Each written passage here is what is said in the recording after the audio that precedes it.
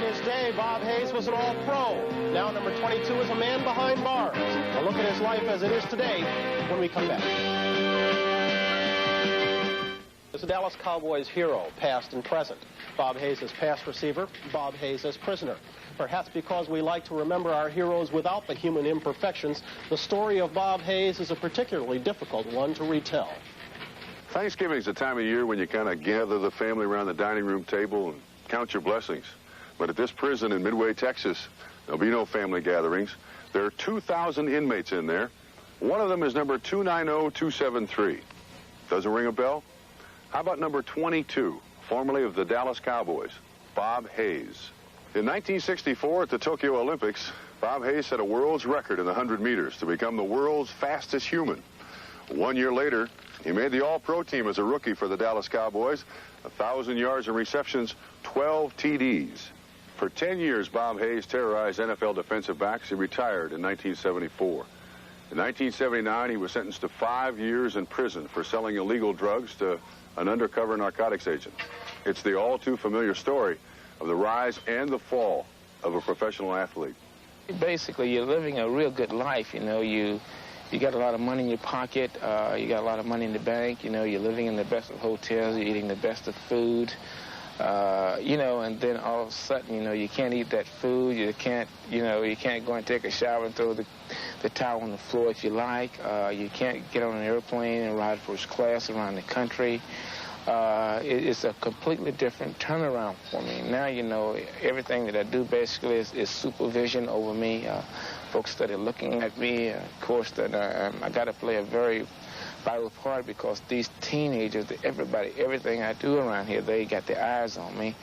And, you know, it's very difficult. Once you're free, you're freedom to do what you like. But here, you know, you got to be very particular.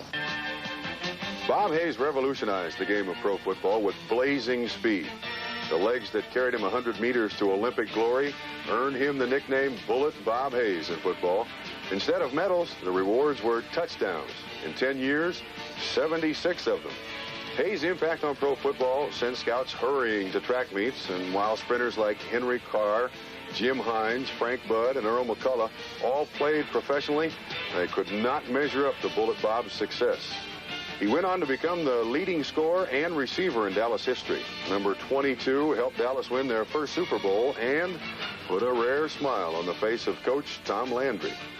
When the Cowboys celebrated their 20th anniversary earlier this season, Hayes was granted permission to attend. It was a special privilege, one he does not often ask for. But I'd have not asked for any special treatments. You know, I'm a big boy. I'm grown. I can handle the situation, and that I wouldn't want any. This is a lesson for me, and that I have adjusted to it, and I'm just deep down, I'm very satisfied the way I have reacted and how I have adjusted to society. Hayes was one of the most popular and well-liked Cowboys. His conduct was beyond reproach. Thus, the announcement of his arrest stunned the organization, especially Tom Landry. I was really disappointed. I was really kind of shocked that he would let himself fall into a situation which is obviously you could have prevented very easily. Bobby Hayes, as long as he was in our organization, there was no reason to ever believe that he would ever come across the law at any time because he was a fine person. I believe there's always a silver lining in every cloud, and that I believe I can come out and handle it. I paid the price of what have happened, and you know, you just can't continue to, you know, to stick someone in the back because they made a mistake. No one is perfect. I feel that I get a better reaction out there now than I did before. I tell you, I'm just as popular with something negative that have happened to me than I were when it was all positive. It's very difficult when you have been idolized, you know, like Bobby Hayes has, as a track man, as a football player, and then all of a sudden you're an ex-con, which is not really something that is easy to handle. I believe that Bobby will come through on the thing because I think he'll have a lot of friends that will help him, you know, to get over those hurdles that he's going to have to face when he comes out. And we just all wish him the best, really. Bob Hayes can file for parole in February, but there's no guarantee that it'll be granted.